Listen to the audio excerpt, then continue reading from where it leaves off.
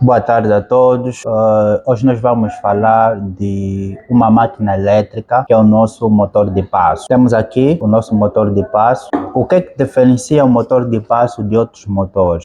Nós temos os motores de rotação contínua, que são os motores de corrente contínua e de corrente alternada, né? Mas o motor de passo, nós podemos posicionar o seu eixo numa determinada posição. Então, isso diferencia dos outros motores. Temos aqui um motor de passo e aqui nós temos que 1,8 grau. O que é que isso nos mostra? Este 1,8 grau mostra que cada pulso que este motor, ou cada pulso que a nossa drive receber, o nosso motor, o seu rotor vai girar 1,8 grau. Ok, então, mas para isso nós precisamos de uma drive. A drive é esta aqui. Agora, para trabalharmos com a drive, nós precisamos configurá-la, né? Como é que o motor funciona? Na realidade, o motor ele é composto, né, por bobinas. Essas bobinas ficam no seu estator, né? E também temos o rotor. O que que acontece? Quando nós energizamos uma bobina, né? Então, o nosso rotor vai estar numa posição. Vamos supor que ele está aqui nesta posição. Ok. Quando nós energizamos essa bobina, então ele sai desta posição para esta posição. Quando desenergizamos essa, energizamos essa, então ele vem para aqui e assim sucessivamente. Então, quem será responsável para energizar cada bobina é a nossa drive. Ok. Então, neste caso aqui teremos umas, duas, três, quatro posições, né? Agora, podemos dividir essas posições como energizando duas bobinas ao mesmo tempo. Se nós energizarmos duas bobinas ao mesmo tempo, em vez do nosso motor rodar 90 graus, ele vai rodar apenas 45, vai ficar nesta posição. Então, o que que acontece? Se energizar essas duas, ele vem para esse ponto. Se desenergizar essa, então ele faz o mais 45 graus. Então, aqui nós dividimos a rotação por duas posições e assim sucessivamente. Por isso é que temos motores, conforme já mostrei, né? Por isso é que temos motores dividido por cada pulso que a nossa drive recebe, ele vai rodar 1,8 grau. Ok. Então, temos aqui a nossa drive. Como é que a nossa drive deve ser configurada? Primeira coisa, nós temos que ver o datasheet do nosso motor de passo, né? Na realidade, o nosso motor de passo, conforme podemos ver, ele é de 1,8 grau, cada pulso gira 1,8 grau. Sabemos que para se dar uma volta precisamos de 360 graus. Se nós dividirmos 360 graus por 1,8, então vamos ter 200.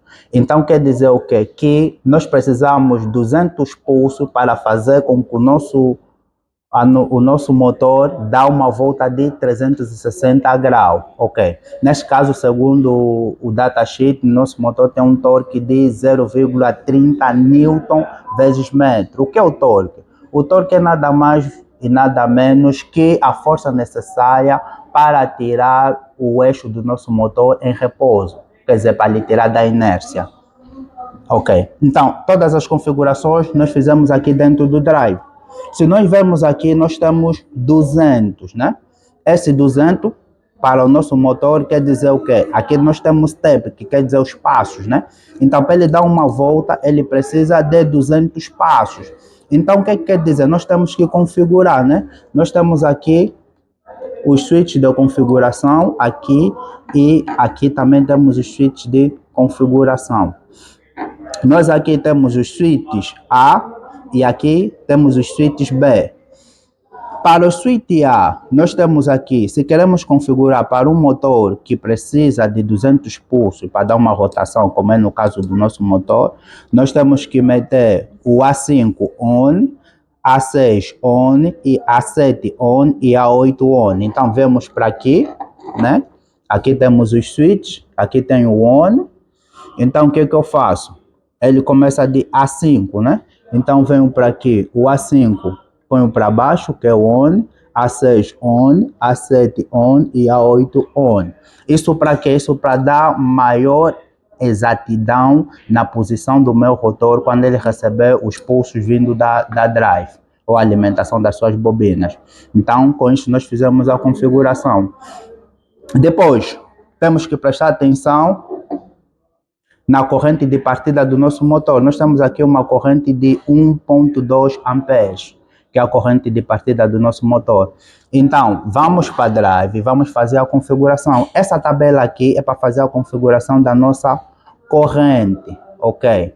Então, se nós prestarmos atenção, nós não temos aqui 1.2, mas temos sim 1.3. Neste caso, o que é que fizemos? Em vez de metermos uma corrente acima do nosso valor, metemos uma que está anterior, que esteja mais próximo do nosso valor. Nesse caso aqui é 1, ok? Então, como é que vamos configurar? Ela está no switch A, o que é que vamos fazer? Para 1, nós temos A1 off, A2 off e A3 on, ok? Então, vamos para aqui e colocamos A1 on, A1 off, desculpa, A2 off e A3 on. Temos aqui A1 off, A2 off e A3 on. Então, configuramos que ele vai trabalhar com uma corrente de 1, ok, 1 amperes. Por que não podemos meter uma corrente superior? Se nós prestarmos atenção, já fiz esse teste, se metemos uma corrente superior, o nosso motor aquece. E se aquecer o motor, então aquece também a sua bobina, que pode dar cabo da bobina. Então temos que prestar muita atenção quando estivermos a fazer as configurações. Ok. Agora, temos mais outras configurações que devemos levar em conta com relação ao switch B. Ok. Aqui no switch B, né? Nós temos aqui o switch B para self-test, né? Ok, o B1, quer dizer que aqui no B1, se nós colocarmos on, que é para baixo, aqui, então é para o self-test, o próprio teste da drive. Não, ela não vai necessitar receber pulso para poder funcionar. Então, como eu aqui estou a usar um Arduino, que é para enviar o pulso para a nossa drive, então meti no off, porque ele não vai trabalhar com a própria drive, vai precisar de um pulso de clock que vem do nosso Arduino. Ok, temos mais outros aqui, né? Para o switch A4, né? Então nós temos aqui o on 50%, o off 90%. O que é que isso indica? Se eu colocar o switch A em on, então ele vai, na partida do motor, ele vai consumir 50% da sua corrente de partida. O que quer dizer que eu terei menos torque na partida do motor. Se eu colocar o switch A em off, então eu terei 90% da corrente da partida do motor, no momento da partida do motor, e terei mais torque. Então, quando é que vamos configurar em on e quando é que vamos configurar em off? Nós configuramos em on quando não temos muito peso, né, ligado ao eixo do nosso motor. Então podemos partir com menos torque e também consumimos menos carga na partida, que é 50%. Se eu tiver uma carga no motor, então convém configurar o switch 4 em off, que vai ser 90%, só que ele vai consumir 90% da corrente de partida. Então, eu tenho aqui, né, o meu A4, meti em off, ok? Poderia também ser on, isso dependendo da carga que estiver no meu motor. Ok, então usei aqui um Arduino, que é para enviar o pulso para o nosso motor, né? Fiz aqui as configurações, fiz um código muito simples, que é para isto, ok? Então, vou colocar ele a funcionar.